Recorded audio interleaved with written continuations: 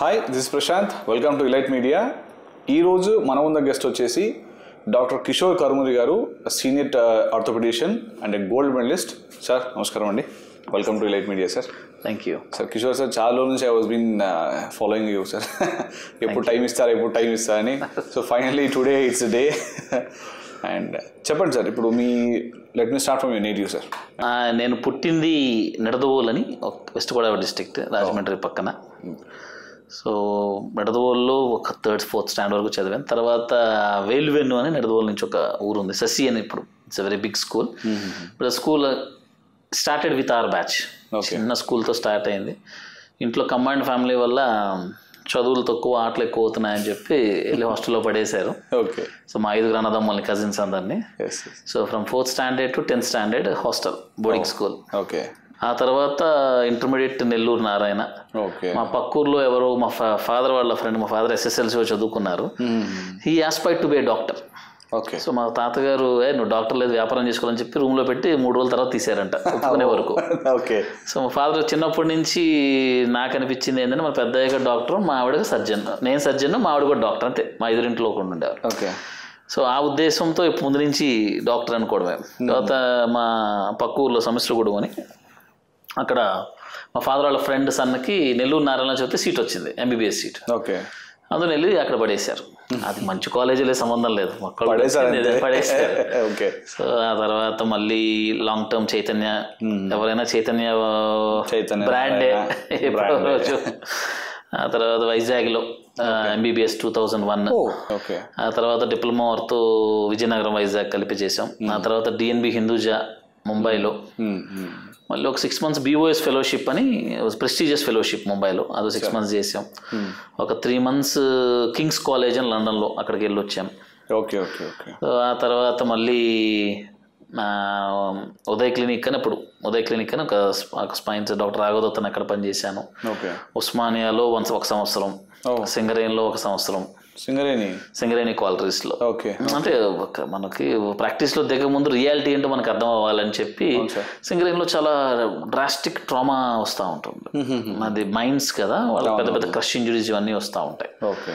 So ఆ experience కోసం వెళ్ళాను. ఇంకా అప్పటి నుంచి గత 2017 నుంచి గత 8 yearsగా ఇన్ సన్షైన్ అదే joint replacement surgeon and sports injury specialist. అంటే పర్టికులర్లీ మీరు ఎన్ని అయిపోయిన తర్వాత కూడా, అంటే what drove you interest in to this ortho joints? అంటే దట్స్ వాట్ మేము చెప్పా కదా, మా ఎదురింటిలో ఒక MBBS డాక్టర్ కపుల్ ఉండేవాళ్ళు. సో మా ఇంట్లో అంతా SSLC 10th వరకు చదువుకునే వాళ్ళు, అంతా వ్యాపారంలోనే వెళ్ళిన వాళ్ళు. వాళ్ళు ఎప్పుడు మనం చదువుకోని చెప్పాలి, బట్ ఇన్స్పైట్ వాళ్ళ దగ్గరికి వెళ్తే వాళ్ళకి ఏం అడిగినా వాళ్ళకి క్వశ్చన్కి ఆన్సర్ ఉండేది. మనం చిన్నప్పుడు 2nd క్లాస్లో ఏం అడుగుతాం డౌట్స్, అది ఆ రోజుల్లో. ఇది సోషల్ మీడియా ఎక్స్పోజర్ లేనప్పుడు. ఇప్పుడు పిల్లలతో అంటే కష్టం. మా పిల్లలతో ఇంట్లో పిల్లలు, చిన్న కుక్క పిల్లలు ఉన్నా ఇంట్లో పిల్లలతో జాగ్రత్తగా ఉండాలంటారు. సో అలాగప్పుడు అప్పుడు మనమేమన్నా వీఆర్ వెరీ నేవ్, ఇన్నోసెంట్. 18 వరకు ఇన్నోసెంటే. Should I believe or should people has to believe? See, who are born in 80s, I feel at least most of them 18 వరకు innocent. I mean 18 వరకు innocent, but people born in 80s you are saying, not 80s. 80s 90s మధ్యలో. Yes, that's what. వాళ్ళు ఎందుకంటే 18లో college exposure వాళ్ళకు ఉండేది, అప్పుడు innocence పోతాం ఉంటుంది. ఇప్పుడు 10 years 11 yearsకి ఇన్నోసెన్స్ పోతుంది చాలా. సో అప్పుడు వాళ్ళు ఏ డౌట్ అడిగినా ప్రతిదానికి ఒక ఆన్సర్ ఉండేది. వీళ్ళు ఎంత బాగా చెప్తున్నారు, ఎలా చెప్తున్నారు అంటే, మా అమ్మని అడిగితే వాళ్ళు డాక్టర్లా అలా అని చెప్తా ఉంటారు. ఇక్కడ మీకు స్ట్రాంగ్ మనం డాక్టర్ అయిపోవాలి. నాన్న కూడా నేను అవ్వలేకపోయాను, నువ్వన్నా అవ్వు. ఓకే. ఇంకా అలా ఉండిపోయాను. సో డాక్టర్ అంటే ఏదో స్టెథోస్కోప్ పెట్టేవాడు డాక్టర్ కాదు, కత్తి పట్టుకున్నాడే డాక్టర్ మనకి. ఓకే. సో అందులో సర్జన్ నేను. ఓకే. మళ్ళీ మా ఆవిడ కూడా డాక్టరే. మా ఆవిడ ఎందుకు డాక్టర్ సంబంధం లేదు, మా ఆవిడ డాక్టర్. ఎందుకంటే వాళ్ళిద్దరు అలా ఉన్నారు, మేము అలా ఉన్నాం. అంతే. వాళ్ళ అబ్బాయి చెప్తుండేవాడు, అదే డాక్టర్ అవ్వద్దురా, వాళ్ళు ఎప్పుడు నా దగ్గర స్పెండ్ చేయలేదు, ఎప్పుడు బిజీగానే ఉంటారు, వద్దనేవాడు. వీడు పిచ్చోడు ఇలా అంటున్నాడు ఏంటి, వాడికి తెలియదు విలువ అనుకునేవాడు ఆ రోజుల్లో. Okay. So that's the starting seed. Family missing. So that's the starting seed. ఆ పురుగు అలా తొలిచి got me into this field. అంటే నేను చదివిన హాస్టల్ కూడా it's no less than a Sainik school. Okay. పిచ్చగా కొట్టేవారు గట్టిగా. అంటే ఈ రోజుల్లో పిల్లల్ని కొట్టట్లే, కానీ ఆ రోజుల్లో ఇట్స్ వెరీ కామన్. ప్రతి మంత్ మా డైరెక్టరు వెదురు బొంగులు అంటారు కదా, స్టిక్స్, ప్రతి మంత్ సప్లై చేసేవాడు. ఫ్యాక్ట్ అది. ఓకే, మా వాడన్లో మా భయపడ్డానికి దాని మీద నూనె రాస్తా ఉండేవారు. ఎవడన్నా మాటని పోతే నువ్వు నూనె రాస్తా ఉండేవారు. ఏంటంటే I was back bencher right from my schooling, but I always use to come in the first 5 ranks. Being a back bencher and being a top gold medalist in orthopedics it's very great sir. Life ని enjoy చేశా, at the same time చదివా. అది ఎప్పుడు మా father చెప్పింది, నువ్వు ఏదైనా చెయ్యి, చదువు మాత్రం చదువుకో. చాలా తక్కువ మంది. సో అందుకని ఐ వాజ్ దేర్ ఆల్వేస్. అలాగే ఇంటర్మీడియట్ లోకి వచ్చిన తర్వాత ఫస్ట్ టైం పాకెట్ మనీ అనే పోయి విన్నాం. అప్పుడే కదా మన హాస్టల్లో లెటర్ రాసినప్పుడు పూజలైన పెద్దలందరికీ నాకు రబ్బర్ కావాలి, పెన్సిల్ కావాలి, బాక్స్ కావాలని లెటర్లు రాయడమే తప్ప ఏం తెలియదు. అయిన వాళ్ళు తెచ్చి ఇచ్చేవారు. బట్ అది ఏజ్ కాలేజ్లోకి వెళ్ళిన తర్వాత మనం సినిమాలకు వెళ్ళొచ్చు, బయట రెస్టారెంట్స్లో తినచ్చు. The first time. So exposure తోటి చదువు అటకెక్కింది. 10,000 ర్యాంక్ ఫస్ట్ అటెంప్ట్ లో. 10,000 ర్యాంక్ ఇస్ నథింగ్ అంటే కూడా అసలు అంటే మీరు ఇంత ఇదిగా ఉండి బీయింగ్ ఏ బ్యాక్ బెంచర్ ఉండి కూడా 10,000 ర్యాంక్ ఇస్ అసలు రాదు కదా. It should be less than 1,000 for OCs guys and everything, less than 1,000. So మా ఫాదర్ ఏంట్రా ఎట్లా చేసావు, 10,000 ఏంట్రా అది ఇది అంటే కొద్దిగా బాగా సెల్ఫ్ గిల్ట్ చాలా ఎక్కువ అయిపోయాను. ఓకే. సో ఇంకప్పటి నుంచి చైతన్యలో జాయిన్ చేశారు స్పెషల్ బ్యాచ్ అని. వన్ ఆఫ్ మై రిలేటివ్స్ అన్నారు, స్పెషల్ బ్యాచ్ అంటే 50,000 కట్టాలి, నార్మల్ అంటే 35,000 కట్టాలి, ఎందుకు 15,000 వేస్ట్ చేస్తారు, 10,000 అంటే వాడు ఎంత బాగా చదివినా 2,000కి వస్తాడు, ఎలాగో సీట్ రాదు, వాడిని ఫార్మసీలోనో దేంట్లోనో జాయిన్ చేసేయండి, లేకపోతే వ్యాపారంలో తెచ్చేసుకోండి వాడిని అని చెప్పారు. అప్పుడు కసి నన్ను అంత మాట అంటారా అని ఒక సినిమాలో టిపికల్గా చూపించినట్టు, నర్డ్ అంటారు కదా, అంటే మన తెలుగు అచ్చ భాషలో తేడాగాడు అని కూడా ఎవరితోనూ మాట్లాడేవాడిని కదా. నా పక్కబడ్డోడితో కూడా హాయ్ అని చెప్తే తిరిగి నేను హాయ్ చెప్తే టైం వేస్ట్ అయిపోయింది అని నేను చెప్పేవాడిని కదా, హాయ్ చెప్పేవాడిని కదా. బాత్రూమ్ కూడా పరిగెత్తుకుని వెళ్ళేవాడిని, పరిగెత్తుకొచ్చేవాడిని, టైం వేస్ట్ అవ్వకుండా. క్లాస్ రూమ్ కూడా పరిగెత్తుకున్నాను. అలా మొత్తం చేసి హార్డ్ కోర్ స్టడీ 400 ర్యాంక్ వచ్చింది ఫైనల్లీ వైజాగ్లో seat, free seat. So being an orthopaedician నాకు దీంట్లో కొన్ని చాలా మేజర్ మిస్కాన్సెప్షన్స్ కానివ్వండి, చాలా వరకు మీకు తెలిసిన టాప్ డాక్టర్స్ కానివ్వండి, చాలా వరకు పేషెంట్స్ కానివ్వండి, చాలా వరకు బయట వాళ్ళు కానివ్వండి, అక్కడికి వెళ్ళు ఇక్కడికి వెళ్ళు ఈయన బాగా చూస్తాడు ఆయన అంటే 10 మంది 10 రకాల సజెషన్స్ వస్తాయి. సో మేజర్ మిస్కాన్సెప్షన్స్ ఏంటంటే దీంట్లో ఆర్థోపెడిక్స్? మన ఆర్థోపెడిక్స్లో మేజర్ మిస్కాన్సెప్ట్ అంటే ఫస్ట్ నేను 2 things చెప్తాను. మన భాష తెలుగు, మన శరీరం భాష నొప్పి. నేను అందరికీ అదే చెప్తా. ఒక పర్టికులర్ బాడీ పార్ట్ కొంతమందికి స్టార్టింగ్లో కొద్దిగా మెడ నొప్పి నడువు నొప్పి వస్తే వాళ్ళు ఇలా ఎదుర్చుకుని వెళ్ళిపోతూ ఉంటారు. But your body is telling you, నువ్వు నన్ను ఇబ్బంది పెడుతున్నావు, నువ్వన్నా జాగ్రత్త తీసుకో, డాక్టర్ గారు దాని భాషలో చెప్తుంది, కానీ పట్టించుకోం. అందులో కొద్దిగా ముదిరిన తర్వాత బాగా ప్రాబ్లం పెరిగిన తర్వాత వెళ్తూ ఉంటాడు డాక్టర్స్. ఇప్పుడు సీనియర్ డాక్టర్స్ అంటే వాళ్ళు చాలా మందిని చూస్తారు, వాళ్ళ ఎక్స్పీరియన్స్కి వితిన్ 2 minutesలో డయాగ్నోస్ చేసేస్తారు. కానీ ఇప్పుడు ఒక డయాగ్నోస్ ఆర్థోపెడిక్స్లో ఒకటి చాలా థింగ్ ఏంటంటే ఆ డాక్టర్ గారు మందులు ఇచ్చారు తగ్గిపోయింది, ఈ డాక్టర్ గారు మందులు ఇచ్చారు తగ్గలేదు అనేది. ఆర్థోపెడిక్స్లో సంజీవిని మందులు లేవు. Okay. 70% of 80% of orthopedic problems మందులు లేకుండా తగ్గిపోయేవే. ఓకే. మందులు లేకుండా తగ్గిపోయేవే 70-80. అంటే ఎన్ని వేర్ అండ్ టేర్తో వచ్చే ప్రాబ్లమ్స్ ఆర్థోపెడిక్స్లో, మెడ నొప్పి కావచ్చు, కాళ్ళ నొప్పి కావచ్చు, నడువు నొప్పి కావచ్చు, మోచే ఎన్ని నొప్పులు ఆర్థోపెడిక్స్లో వేర్ అండ్ టేర్తో వచ్చేవి. 80% లైఫ్ స్టైల్ మోడిఫికేషన్ ఎక్సర్సైజ్తో తగ్గిపోయేవి. అది మీకు ఎక్స్ప్లెయిన్ చేయగలిగే టైం ఉండగలిగే డాక్టర్ దగ్గరికి వెళ్ళండి. అది సీనియర్ జూనియర్ సంబంధం లేదు. Well said sir. ఓకే. ఎందుకంటే మందులు రాసేసాను 3 నెలలు వాడని తగ్గపోతే మళ్ళీ రండి అట్లా కాదు. ఇది మళ్ళీ రాకుండా ఉండాలంటే ఏం చేయాలి? చాలా తక్కువ మంది ఆ మాట మాట్లాడతారు సార్. చెప్పలేదు 80% ఆఫ్ ఆర్థోపెడిక్ ప్రాబ్లమ్స్ అంటే lot of orthopedic things which are diseases. But ఈ మెడ నొప్పి this are not diseases, wear అంటారు. ఇప్పుడు మన బండికి ఎట్లా సర్వీసింగ్ అవసరం, మన బాడీకి సర్వీసింగ్ అవసరం. డిసీజెస్ అంటే మీరు అంటున్నారు కదా, do this doctors write prescriptions for courses లాగా రాస్తారు కదా, is that for diseases? No, that's what I'm saying. ఆర్థోపెడిక్స్లో 80% ప్రాబ్లమ్స్ డిసీజెస్ కానంటే అది అరిగిపోవడం వల్ల లేకపోతే చిన్న మెకానికల్ ప్రాబ్లం వల్ల వచ్చే ప్రాబ్లమ్స్. డిసీజెస్ అంటే ఏంటంటే విచ్ ఈజ్ నాట్ నార్మల్. ఈ ఆర్థోపెడిక్లో వేర్ అండ్ టేర్ నార్మల్ది తరిగిపోతూ ఉంటుంది. ఓకే. ఈ డిసీజ్ అంటే మన బాడీలో లేని విషయమో లేకపోతే బాడీలోని abnormal thing which is not normal, that is disease. Disease అనేది మనకు జ్వరాలు ఇవన్నీ మందులు వేసుకుంటే తగ్గిపోయేవి డిసీజెస్. కానీ ఈ డీజనరేటివ్ డిజార్డర్స్ అంటారు, అంటే అరిగిపోయేవి, అవి మందులతో తగ్గవు. సో దానికి లైఫ్ స్టైల్ మోడిఫికేషన్, ఎక్సర్సైజ్ అవి చాలా ఇంపార్టెంట్. నేను చాలా మందికి అదే చెప్తా ఉంటా. అవునా ప్రాబ్లమా, ఏది మందులు, ఓకే రా మళ్ళీ 3 నెలలు రా. అది ఏంటి, ఆ ప్రాబ్లం ఏంటి, అది ఎందుకు వచ్చింది, దాన్ని ఎలా అవాయిడ్ చేయాలనే డాక్టర్ దగ్గర వెళ్ళమని చెప్తా ఉంటాను నేను. That is most important. అందరూ ఒక్కోటి ఒక ఒపీనియన్ చెప్పినా కావచ్చు, కానీ మందులు చూస్తే అన్ని ఒకే క్లాస్ ఆఫ్ డ్రగ్స్ ఉంటాయి. So do the people are aware of this? అంటే జనాలకి వీటి గురించి అవేర్నెస్ ఉందని, అవగాహన ఉందంటారా? లేదు, డెఫినెట్లీ లేదు. సో ఎన్ని ప్రాబ్లమ్స్ లేకనే చాలా వరకు ప్రజలు ఇబ్బంది పడతారు అంతే. సో మా వ్యూవర్స్కి మీరు మళ్ళీ ఒకసారి చెప్పండి సార్ నీట్గా దాని గురించి ఎలా అంటే ఏంటంటే. చూడండి, 70% ఆఫ్ ఆర్థోపెడిక్ ప్రాబ్లమ్స్ డీజనరేటివ్ లేకపోతే వేర్ అండ్ టేర్ వల్ల వచ్చేవి, మనం చేసే రొగురొగుల పనుల వల్ల. అవి కేవలం మందులు వాడే తగ్గేవి కావు. మందుల రోల్ ఉంది ఒక 30%, కానీ 70% లైఫ్ స్టైల్ మోడిఫికేషన్, ఎక్సర్సైజులతో లేదా మనం చేసే పని, నుంచునే విధానం, కూర్చునే విధానం, పడుకునే విధానం మారిస్తే తగ్గిపోయేవే. అది మనం గ్రహించాలి. అది డాక్టర్ గ్రహించి మీకు ఎడ్యుకేట్ చేయాలి. బాబు మీ ప్రాబ్లం ఎందుకు వస్తుంది, అది ప్రాక్టికల్గా చేయలేకపోవడం తర్వాత విషయం, కానీ మీకు తెలియాలి. You should understand what is your problem. మనకు తెలియాలి.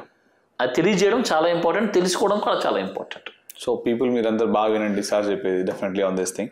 అండ్ నెక్స్ట్ సార్, ఇప్పుడు టిపికల్లీ డయాగ్నోస్ ఆర్థోపెడిక్స్ అని మీరు ఎలా, అంటే ఎగ్జామినేషన్స్ ఏ టైప్లో మీరు చేస్తారు సార్? అంటే చెప్పగలను, ఇప్పుడు ఆర్థోపెడిక్స్ లాగానే ఇప్పుడు లోపల అబ్డామిన్లో కూడా kidney examination, liver, pancreas examination డిఫరెంట్గా చేస్తాం. అలా ఆర్థోపెడిక్స్లో కూడా మాకు ఈ ఫేస్ ఎముకలు తప్ప మిగతా ఎముకలని మావే. సో మెడకు ఒక రకమైన ఎగ్జామినేషన్ ఉంటుంది, నడుముకు ఒకలా ఉంటుంది, మోకాలకు ఒకలా ఉంటుంది. మనం సస్పెక్ట్ చేసే, ఫర్ ఎగ్జాంపుల్ మోకాలు ఉంది, దాంట్లో కాట్లేజ్ జరిగిపోతుంటే ఒకలాగా ఎగ్జామిన్ చేస్తాం. జస్ట్ మనకు సౌండ్ వస్తుంది, ఏదో అప్పడాలు నలిపినట్టు కరకరకం సౌండ్ వస్తూ ఉంటుంది, నడవలేరు, మోకాలు వంగుతూ ఉంటాయి. అదే చిన్న ఏజ్లో ఉన్నారు, వాళ్ళు నడుస్తుంటే నొప్పులు వస్తున్నాయి, మెట్లకి దిగుతుంటే నొప్పులు వస్తున్నాయి, అంటే లెగమెంట్ ఇంజురీస్ ఏమైనా అయ్యి ఉండొచ్చు. ఇలా మెడ నొప్పి, నడువు నొప్పులు కూడా 4 స్టేజ్లు ఉంటాయి. ఫస్ట్ నొప్పితో స్టార్ట్ అవుతుంది, సెకండ్ చేతిలో దిగడం కానీ, కాళ్ళలో దిగడం కానీ. సో మనం ఏ స్టేజ్లో ఉందనేది మనం ఎగ్జామిన్ చేస్తాం, న్యూరలాజికల్ ఎగ్జామినేషన్ చేస్తాం. సరే, ఒక సింగిల్ టెస్ట్ లేదు అన్నిటికీ డయాగ్నోస్ చేసేట్టుగా. ప్రతి సిస్టమ్కి, ప్రతి పార్ట్కి ఒక డిఫరెంట్ టైప్స్ ఆఫ్ టెస్ట్ ఉన్నాయి, మనం చేయాలి. అంటే జనరల్గా సార్ మీరు అన్నట్టు జనరల్గా చాలా మంది మెడ నొప్పితో దాంతో బాధపడుతున్నారు కదా. యూ సెడ్ దిస్, ఇక్కడ నుంచి పెయిన్ వస్తే ఇది కమ్స్ ఇక్కడ, అది అంటే మేజర్ రిలేటెడ్ ఇష్యూ ఏం సార్ దానికి? అది ఇప్పుడు ఏమవుతుందంటే, మనం ఇప్పుడు నాలాంటి ఉన్నాడు, గుండ్రంగా ఉన్నవాడు, ఎక్సర్సైజులు కొద్దిగా తక్కువ చేస్తాను, కానీ నా మెడకి నడుముకి నేను ఎక్సర్సైజులు చేస్తాను. నా బాడీకి నేను చేయకపోయినా నేను రోజుకో 6-7 సర్జరీస్ చేస్తూ ఉంటాను, ఎక్కువసేపు కూర్చుంటాను. ఇప్పుడు కూర్చున్నప్పుడు కూడా నేను శుభ్రంగా బ్యాక్ సపోర్ట్ చేసి కూర్చుంటాను.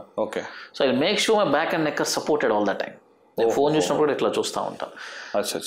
సో మోస్ట్ మన తల ఇలా దిగే కొద్దీ మన వెయిట్ పెరుగుతూ ఉంటుంది. ఇలా చూసేటప్పుడు మన మెడ మీద పడే బరువు 65 kgs. ఇలా చూసినప్పుడు మన తల ఎంత బరువు ఉంటుందో అంత పడుతుంది. ఇలా కింద పెరిగే కొద్దీ బరువు పడతా ఉంటుంది.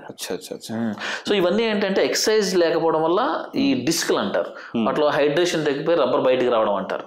కొంతమంది గ్యాప్ వచ్చింది అంటారు, యాక్చువల్ గ్యాప్ తగ్గుతుంది.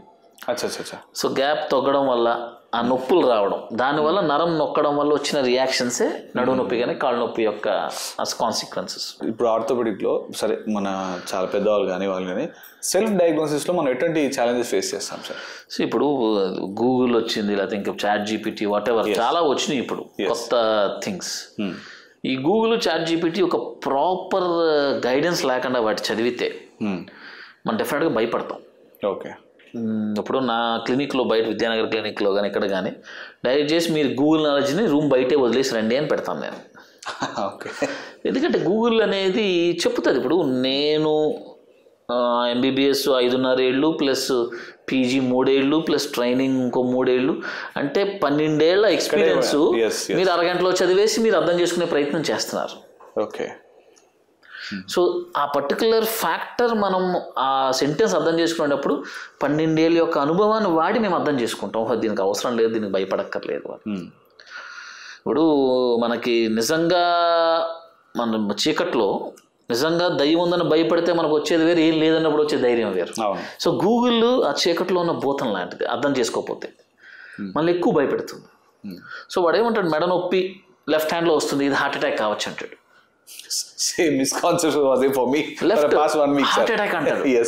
మనము మెడ నొప్పి వస్తుంది, ఇన్నాళ్ళు మనం మెడ నొప్పి వచ్చింది, మనం వర్క్ ఎక్కువ చేసాము, మెడ నొప్పి వస్తున్న విషయం మర్చిపోతాం.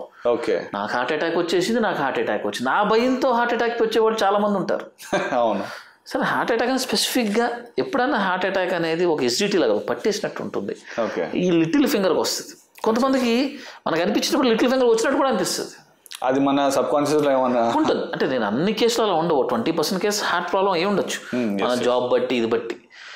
చిన్న చిన్న పిల్లలకు కూడా 20-22 ఏళ్ళు లేదా 18 ఏళ్ళు కూడా నాకు ఇలా వచ్చేస్తున్నా గూగుల్లో హార్ట్ అటాక్ అని చెప్పాడు పరిగెడతారు. It's nothing wrong in ruling out ఆ హార్ట్ ప్రాబ్లం. కానీ చెప్తున్నా వాడికి టెన్షను, పేరెంట్స్కి టెన్షను, ఇంట్లో వాళ్ళకి టెన్షన్, పెళ్ళైతే పెళ్ళాం టెన్షన్, ఓవర్నైనా హార్ట్ అటాక్ అంటారు. సో అనవసరంగా గూగుల్ తల్లిని మనం ఎంతవరకు ఏమన్నా గౌరవించాలో అంతవరకే, మరి ఎక్కువ గౌరవించిన ప్రాబ్లం. Okay okay. సో అట్లాగే ఇప్పుడు నేను ముంబైలో ఉండేటప్పుడు ఒక పేషెంట్ చెప్తున్నాను మామూలుగా చిన్న స్వెల్లింగ్ వచ్చింది, అది ఒక బోన్ ట్యూమర్ అని భయపడిపోయింది. అంటే ఆ స్వెల్లింగ్లో గూగుల్ చేస్తే చిన్న ఫ్యాట్ కలెక్షన్ నుంచి ట్యూమర్ వరకు అని చెప్పారు. ఈ ఫ్యాట్ కలెక్షన్ అంతా చూడాలని ట్యూమర్ వరకే చూసింది. ఓకే, అది ఏం లేదు, చిన్న ఫ్యాట్ కలెక్షన్ అది. సో అలా అనవసరంగా కంగారు పడతాం. సార్ ఛాలెంజింగ్ కేసెస్ మీరు మీ లైఫ్లో ఎక్కడ ఫేస్ చేశారు సార్? కష్టమైన కేసు రావడం ఒకటి, అంటే బై సెల్ఫ్ డయాగ్నోసిస్లో కాంప్లికేటెడ్ థింగ్, అది ట్రీట్ చేయడం కాంప్లికేషన్, రిజల్ట్స్ అనేది సరిగ్గా లేకపోవచ్చు in spite of our best efforts, అదొకటి. చిన్న గోడుతో పోయేదానికి గొడ్డలతో పోయేందుకు చిన్న కేసు, ఏదో తెలియనోడు లేకపోతే ఎంబీబీఎస్ డాక్టరు లేకపోతే ఆర్ఎంపీలు ఎవరు దాన్ని ఏదో చేస్తారు వాళ్ళ నాలెడ్జ్ తోటి, అది కాంప్లికేట్ అయ్యి మన దగ్గరికి వచ్చేప్పటికి ఒక కష్టమైన కేసు కింద వస్తుంది. సో దాన్ని మనం కష్టం దాన్ని కాంప్లికేట్ చేసి మనం తీసుకుంటాం. అంటే no cases are complicated, but in fact మనం అవేర్నెస్ లేకుండా అక్కడికి కాంప్లికేట్ కేసు ఉన్నాయి. ఫర్ ఎగ్జాంపుల్ ఇప్పుడు మా ఆర్థోపెడిక్స్లో మెయిన్గా వచ్చేది ఏంటి, ట్రామా. పచ్చ ఉంటాయి పాపం, కాళ్ళు ఎముకలు బయటకు వచ్చేసి ఉంటాయి. అవి ఆ టైంలో మనకున్న ప్రోటోకాల్స్ కరెక్ట్, అదే మన సైంటిఫిక్ చదువుతూ ఉంటే ఓహో ప్రస్తుతానికి ఇలా చేస్తే కూడా బాగుంటుంది, ఆ బేసిక్ ప్రోటోకాల్స్ మనం ఫాలో అవ్వగలిగితే బాగుంటుంది. ఒక ఆవిడ వచ్చింది, ఒక 21 years ఆవిడ, ఒక ఆవిడకి ఎప్పుడు చిన్న దెబ్బ తగిలింది. ఓకే, మసాజ్ చేయించారు, 3 ఏళ్ళు అయింది, నొప్పి తగ్గట్లేదు. ఈ వేళ్ళు ఇలాగ అసలు అనలేకపోతున్నారు. ఆవిడ చిన్న అమ్మాయి, డిగ్రీ చదివే అమ్మాయి, అనలేకపోతుంది. చాలా మంది ఆర్థోపెడిషియన్స్ దగ్గరికి వెళ్ళారు, ఏం లేదు వచ్చేస్తా అని చెప్పారు. కానీ అంటే అది ఈజీ డయాగ్నోసిస్, అంటే ఈజీగా మనం ఇది అమ్మొచ్చు, కాంప్లెక్స్ రిఫ్లెక్స్ సింపాథిక్ డిస్ట్రోఫీ అంటారు. ఓకే, అదే అంటే ఏంటంటే లోపల ఆ ఇంజురీ జరిగినప్పుడు మనం మసాజ్ చేసేస్తే బాడీ డిఫరెంట్గా రియాక్ట్ అయ్యి నర్వ్స్ అన్ని ఎగ్జాగరేటెడ్గా పనిచేస్తూ ఉంటాయి, దానివల్ల పెయిన్ వస్తూ ఉంటుంది, మడవలేదు అట్లా. అంటే ఈ మసాజ్ చేయడం కూడా కరెక్ట్ అసలు జర్రా నేను చెప్తా ఉంటాను వాళ్ళకి, జర్రా అంటే ఇలా మసాజ్ చేసేవాళ్ళు లోకల్ టాపిక్ వస్తాం. సో ఆవిడ వచ్చినప్పుడు అది డయాగ్నోసిస్ సర్ప్రైజింగ్లీ సీనియర్ డాక్టర్స్ దగ్గరికి వెళ్ళారు. I don't know why they missed it, but surprisingly ఆ డయాగ్నోసిస్ చాలా టెస్టులు ఉన్నాయి పాపం ఆవిడకి. 3 ఏళ్ళ నుంచి బాధపడుతుంది అమ్మాయి, ఏజ్ ఆఫ్ 18 నుంచి 21 వరకు. అన్ని రకాలుగా సర్జరీలు చేశారు, దానికి బయాప్సీలు చేశారు, but still in diagnose it surprisingly. I don't know why. So మన దగ్గరికి వచ్చినప్పుడు చెప్పాము, ఇది ఫస్ట్ కాంప్లెక్స్ ఇంత చూసిన తర్వాత మనకు ఐడియా వస్తుంది, ఇది కాదు అని చెప్పొచ్చు. మనం డైరెక్ట్గా డయాగ్నోస్ చేసాం. మా వైఫ్ అనూష పెయిన్ ఫిజిషియన్తో కలిపి డయాగ్నోస్ చేస్తే with in 1 month she is fine. అంటే సరే, she is bothering from past 3 years, 3 ఏళ్ళగా ఆ అమ్మాయి కష్టపడుతుంది కదా, వై అంటే సీనియర్ డాక్టర్స్ దగ్గరికి వెళ్ళింది చాలా వరకు, ఎందుకు డయాగ్నోస్ చేయలేకపోతున్నారు sir? That's what I'm saying. మన సైన్స్ ఎస్పెషల్లీ మెడిసిన్ అనేది it's not a straight road. Okay, any field n number of factors involve అయి ఉంటాయి. 1+1 = 2, 2+3 = 5 అలా ఉండదు మెడిసిన్ ఎప్పుడు. వాళ్ళ ట్రైనింగ్ కావచ్చు, వాళ్ళ థాట్ ప్రాసెస్ కావచ్చు. ఇప్పుడు అంతమంది డయాగ్నోస్ ఎందుకు చేయలేకపోయారు, ఇట్ ఇస్ వెరీ సర్ప్రైజింగ్. ఎందుకంటే అది రేర్ డయాగ్నోసిస్ కాదు, but still somehow it got missed. I don't no, అంటే వాళ్ళు వెళ్ళిన senior doctors I don't no వాళ్ళ టైం లేదో, వాట్ ఎవర్ ద రీజన్స్. ఇప్పుడు మీరు ఇంత టాప్ లెవెల్లో ఉండి సీనియర్ గోల్డ్ మెడలిస్ట్ ఉండి, your an robotic surgery specialist also, ఇంత ఉండి కూడా సరే మీరు ఆ అమ్మాయిని ఒపీనియన్ జస్ట్ ఒక 1 weekలో మీరు చేసి డయాగ్నోస్ చేసి చెప్పారు. అంటే నేను ఎందుకు అంటున్నానంటే సార్, చాలామంది హైదరాబాద్లో చాలామంది ఏజ్ పీపుల్ కానీ చాలామంది ఇప్పుడు యంగ్ ఏజ్లో చాలా వరకు ఈ ఆర్తో ఇవన్నీ పెయిన్స్ వస్తున్నాయి కదా, why they are not being diagnosed? అదే చెప్తున్నా కదండి, ఇప్పుడు స్ట్రైట్ లైన్ కాదు, medicine is never a straight line. ఇప్పుడు చాలా అందులో ఎప్పుడైనా సరే లీగల్గా వెళ్తున్నా కూడా ఈ డాక్టర్ డయాగ్నోజ్ చేయలేకపోయాడు అనేది ఇట్ వోంట్ స్టాండ్. ఎందుకంటే చాలా ఫ్యాక్టర్స్ ఉంటాయి డయాగ్నోసిస్కి. నేను అనుకోవడం అట్లీస్ట్ సీనియర్ ఆర్థోపెడిషియన్స్ కొంతవరకు రీజన్ యంగ్ ఆర్థోపెడిషియన్స్ కొద్దిగా అంబిషియస్గా ఉండి ప్రాక్టీస్ చేయాలనుకున్న వాళ్ళు కూడా ఒక proper time and mind set ఉండాలి. మనం చాలా థింగ్స్ పెట్టుకున్నప్పుడు కొన్ని థింగ్స్ మిస్ అయిపోతూ ఉంటాయి. అలాగా sir, I'm not any pointing out any doctor సీనియర్గా ఉండి ఎందుకు డయాగ్నోస్ చేయలేను. ద థింగ్ ఈస్ క్వశ్చన్ ఏంటంటే మీ దగ్గరకు వచ్చిన తర్వాత the pain she suffering from 3 years ఎలాగా మీరు చేశారు అండ్ ఎలాగా వాళ్ళు చేయలేదు అంటే ఇప్పుడు నా ట్రైనింగ్ ఫర్ ఎగ్జాంపుల్ నేను కష్టపడి చదివచ్చిన వాడిని. నా గవర్నమెంట్ సెటప్ మన ఎక్కడ ఎవరు డబ్బులు వేసుకు సీట్లు కొనేవి కావు. అన్ఫార్చునేట్లీ 30% ఆఫ్ అవర్ 20% అనుకోవచ్చు are got through the money. Maybe they are doing well now because they learned well. కానీ నేర్చుకోని వైద్యుడి పరిస్థితి ఏంటి? దేర్ ఆర్ సమ్ సెక్టర్స్, నేను అందరం చెప్పాలి కొంతమంది. ఎందుకంటే సార్ మీరు చదివే టైంలో అంటే ఆ టైంలో అంత ఈజీ లేదు సార్. ఇప్పుడంతా నాకు ఇప్పుడే కావాలి ఇవాళ అంత ఇన్స్టెంట్. That's all. జనరేషన్ మార్పు ఉన్నప్పుడు ఆలోచన మార్పు ఉంటుంది కదా. సో బట్ డెఫినెట్లీ ఎందుకంటే నాకున్న ఇండివిజువల్ ఎక్స్పోజర్, యూకే ఎక్స్పోజర్, ఈ government sector exposure, corporate semi corporate exposure అన్నీ ఉండడం వల్ల it was easy for me. Anyway sir, ఆ కార్పొరేట్ గురించి మాట్లాడదాము. Sir successful surgery treatment outcome ఎలా ఉంది? ఇప్పుడు నేను రీసెంట్గా ఒక 87-year-old ఆవిడకి సర్జరీ చేశాను. Great. 87 years. 87. Okay okay. So నేను ఆవిడకి ఇలాగే అందరూ పేషెంట్ టెస్టిమోనియల్స్ పెడుతున్నారు, మీరు కూడా పెట్టండి అని అందరూ పేషెంట్స్ ఇట్ సెల్ఫ్ సజెస్టెడ్. మీరు ఇంత బాగా చేస్తున్నారు ఎందుకు జనాలు మీరు అంటే పేషెంట్ ఎప్పుడు పెట్టేవాడిని కాదు. If you want to be a real surgeon you have to be a social media surgeon also. ఈ ప్రస్తుతం ఉన్న జనరేషన్లో అంటే మన గురించి మనకి ఎలా తెలుస్తుంది జనాలకి? సో పేషెంట్ టెస్టిమోనియల్స్ అడగాలి. సో నేను అడిగాను ఆవిడని, అమ్మ మీరు టెస్టిమోనియల్స్ ఏమైనా ఇస్తారా నాకు అంటే ఒకటే చెప్పింది, నేను ఇస్తాను. ఇంటికి వచ్చింది, నేను ఇండియాకి వచ్చింది అది పోర్చుగల్లో ఉండే ఆవిడ. సో ఆవిడ పెట్టిన message, I'm enjoying my life pain free. ఇప్పుడు పోర్చుగల్లో ఉన్నాను, తర్వాత యూఎస్ వెళ్తాను, మీ దగ్గరికి ఎప్పుడు వస్తానో తెలియదు, వచ్చినప్పుడు నేనే వీడియో తీసి మీకు ఇస్తాను మీది పక్కన పెట్టుకుని. గ్రేట్ గ్రేట్ అని చెప్పి 87-year-old. ఇంకొక ఆవిడకి 92-year-old ఆవిడకి చేశాను నేను సర్జరీ. Knee replacement 92-year-old. ఆవిడ ఉద్దేశం నాకు ఎవరు హెల్ప్ అవుతాం, మునిమన వాళ్ళు ఉన్నారు పాపం, నెక్స్ట్ జనరేషన్ వాళ్ళతో చనిపోయినట్టు మునిమన వాళ్ళు ఉన్నారు, వాళ్ళతో నేను చేయించుకోను, ఎవరికి ఓపిక లేదు, నా పని నేను చేసుకోవాలి, నా పని నేను చేసుకోవాలి, I don't want to be dependent on anyone అని 92-year-old 6 నెలల గ్యాప్లో 2 కాళ్ళు చేయించుకుంది. ఇప్పుడు శుభ్రంగా నడుస్తున్నారు ఆవిడ. చాలా స్ట్రాంగ్ మనిషి. 92-year-old అంటే అంత ఈజీ కాదు. బట్ ఆవిడ ఇన్సిస్ట్ చేయడం వల్ల మనం సర్జరీ చేసాం, 6 నెలల గ్యాప్లో 2 కాళ్ళకి చేసాం. She is absolutely fine. Sir latest advancements ఎలా ఉన్నాయి సార్ ఈ సర్జరీస్ మీద? This is a golden era of any medical field. అది ఆర్థోపెడిక్స్ కావచ్చు, ఎనీ అదర్ కావచ్చు. This lot of research going on. Especially ఆర్థోపెడిక్స్లో ఇప్పుడు రోబోటిక్స్ వచ్చినాయి. ఏంటంటే హ్యాపీ థింగ్ ఏంటంటే one of the first robotic surgeon ఇండియాలో నేను. అండ్ ప్రాబబుల్లీ రోబోటిక్ ఇంత ఎక్స్పోజర్ ఉన్నోళ్ళు కూడా ఇండియాలో చాలా తక్కువ మంది ఉన్నారు. One of the first India's robotic joint replacement surgeon. Once again, one of the first robotic joint replacement surgeon. Yes. So అంటే నేను చేసిన కేసులు, అది అసిస్ట్ చేసిన కేసులు ఇండియాలో చాలా తక్కువ మంది ఉన్నారు as of now. I think మీరు మోర్ దెన్ 8,000 to 9,000 సర్జరీస్ అవి చేసిన అందులో 3,000 రోబోటిక్స్ ఉన్నాయి, 7,000 నార్మల్ ఉన్నాయి. I have participated in all these cases. So definitely we have good exposure and I'm a proctor. అంటే వేరే ఆర్థోపెడిక్ సర్జన్స్కి నేను రోబోటిక్లో ట్రైన్ చేస్తూ ఉంటాను. Both for Mako and QS అంటే 2 రోబోటిక్ సిస్టమ్స్కి. I'm a national trainer. Great. These 2 are major, మ్యాకో and QS. There are other systems. నేను మ్యాకో, క్యూఎస్, వెలిస్ అని 3 systems I'm trained in that. So that's what. మీరు మాట్లాడిన ఒక surgeon ఉన్నారు కదా, is one of the pioneer in robotics. ఆయనతో మాట్లాడాను ఒక చిన్న ఇంటర్వ్యూ లాగా. చెప్పింది మార్టిన్ రోష్ అని. So very well versed with robotics. There is no doubt that hip or knee. So this are all outcome బాగుంది అండ్ ఎవ్రీథింగ్ ఇస్ డెఫినెట్లీ బాగుంది. Sir difficult situations మీరు అంటే మీ డెసిషన్ మీరు చేసుకున్నారు ఎక్కడ సార్? ఇప్పుడు చాలా మంది ఏంటి సర్జరీ అంటే భయపడతారు. సో వాళ్ళు దాన్ని చాలా లేట్గా మన దగ్గరికి వస్తారు.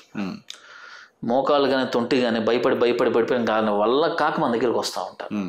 The more the complicated situation మనకి తర్వాత రిజల్ట్స్ కూడా అంతే ఫేవరబుల్గా ఉంటాయి. కానీ మనం కరెక్ట్గా అసెస్ చేయాలి. ఎందుకంటే లోపల కాంప్లికేట్ అయ్యే కొద్దీ స్ట్రక్చర్స్ డ్యామేజ్ అయ్యే అవకాశాలు ఎక్కువ ఉంటాయి. ఓకే. సో అసలు ఒక 7 years బ్యాక్ వచ్చారు మన దగ్గరికి 70 year old. ఇప్పుడు 77 ఏజ్లో మన దగ్గరికి వచ్చి సర్జరీ చేయమంటాం. మొత్తం కాళ్ళు ఉంగిపోయినా నుంచోలేకపోతున్నాడు, నడవలేకపోతున్నాడు ఆయన. ఓకే. సో ఆయనకి మనం శుభ్రంగా సర్జరీ చేసాం, శుభ్రంగా నడిపించాం. He is extremely happy. ఏమవుతుందంటే కాంప్లికేట్ అయ్యే కొద్దీ పక్కన కొన్ని స్ట్రక్చర్స్ డ్యామేజ్ అయ్యే అవకాశాలు ఎక్కువ అవుతాయి. సో అది మనం చాలా జాగ్రత్తగా చేయాలి. ప్లస్ ఇంకోటి హిప్ సర్జరీ చేస్తున్నప్పుడు అది ఎక్కడ మనకి డౌట్ రాలేదు, ఏం చేయలేదు. లోపలికి వెళ్ళగానే అసలు ఎముకలు ఎలా ఉన్నాయంటే మనం వెన్నపూస మీద వేడి కత్తి పెడితే ఎట్లా ఉంటుంది అంత మెత్తగా ఉన్నాయి, ముట్టుకుంటే ఇరిగిపోతున్నాయి. అయ్యో. సో అలాంటిది కూడా మనం చాలా జాగ్రత్తగా మనం గట్టిగా దాన్ని ఇట్లా స్కిన్ పక్కగానే ఇరిగిపోయిద్దేమో అన్న డౌట్, అసలు ఇన్నాళ్ళైనా ఎలా నడిచాడన్న డౌట్. అది కూడా మనం చాలా జాగ్రత్తగా చేసి బయటకు వచ్చాం. అండ్ అవన్నీ ఇంకా గాడ్ మిరకిల్స్ అవన్నీ అలా నడుస్తున్నారు.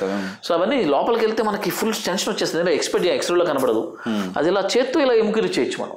అవునా? అంత పాపడలాగా ఉన్నాయి ఆయన నార్మల్. సో అలాంటివి మనం సర్జరీ చేసి బయటికి రావడం అనేది ఇట్స్ వెరీ డిఫికల్ట్. సార్ ఇప్పుడు ఒక పేషెంట్ మల్టిపుల్ ఇంజరీస్ వస్తాయి, బోన్ ఫ్రాక్చర్స్ కానీ అవి కానీ మేజర్ కొన్ని వస్తాయి, మీరు ఎలా ప్రయారిటైజ్ చేస్తారు పేషెంట్ని? How you keep ready to patient life is first of all important. Okay. ఎందుకంటే అంత ఇంజరీస్ వచ్చినప్పుడు బ్లడ్ లాస్ అయి ఉంటుంది, దాన్ని రికవర్ చేయడానికి బాడీ ఒక స్ట్రెస్లో ఉంటుంది, హార్ట్ కొట్టుకుంటూ ఉంటుంది, కిడ్నీ పాస్గా పనిచేస్తూ ఉంటుంది. సో ఫస్ట్ మనకి పాలీట్రామా అంటారు దీన్ని. పాలీట్రామా అంటే ఎక్కువ ఎముకలు ఎరగడం కానీ ఎముకలతో పాటు వేరే సిస్టమ్ కూడా ఇన్వాల్వ్ అవ్వడం కానీ. సో అలా ఉన్నప్పుడు ఫస్ట్ మనం లైఫ్ని సేవ్ చేయాలి. ఈ ఎముకలు ఇవన్నీ మనం చేసుకోవచ్చు. ఫస్ట్ మనం హార్ట్, కిడ్నీ ఇవన్నీ మనం బ్యాలెన్స్ చేయాలి. ఎక్కువ ఫ్లూయిడ్ ఇవ్వడము, ఆ పేషెంట్ క్రష్ సిండ్రోమ్ అంటారు అట్లాంటి వాటిలోకి వెళ్ళిపోకుండా, కిడ్నీ మీద భారం పడకుండా ఇవన్నీ మనం ఫస్ట్ అడ్జస్ట్ చేసుకోవాలి. అడ్జస్ట్ చేసుకున్న తర్వాత అప్పుడు మనము ఎముకల గురించి ఆలోచించాలి. Great sir. మీరు చెప్పారు కదా ఇందాక, ఒక నాకు గుర్తురాలేదు, ఒక వెరీ కాంప్లికేటెడ్ కేసు ఏంటంటే పాపం ఒక 7 ఏళ్ల క్రితం ఒక గర్భవతి 8 months 9 months గర్భవతి డెలివరీ కోసం హాస్పిటల్కి వెళ్తుంటే ఆటో తిరిగిపడిపోయి 20 balls బయటకు వచ్చేసినాయి. ఓకే. బయటకు వచ్చేసి ఈ 2 ఎముకలు స్కిన్ నుంచి బయటకు వచ్చేసినాయి. ఆవిడ డెలివరీ C-section చేశారు. ఆ తర్వాత మనం మళ్ళీ ఇది లోపల పెట్టి ఈ 2 ఎముకలకి బయట ఎలిజర్ రింగ్స్ వేసాం మనం. So that's a great and major thing. Technically sound కాకపోయినా ఎమోషనల్లీ చాలా ప్రెషర్ డాక్టర్ మీద. ఇప్పుడు మన ముందు ఒక చిన్న తల్లికి పాలు ఇవ్వడానికి లేదు, ఆవిడ బాధపడతా ఉంటుంది. అసలు God knows how that complicated situation, very stressful. Yes.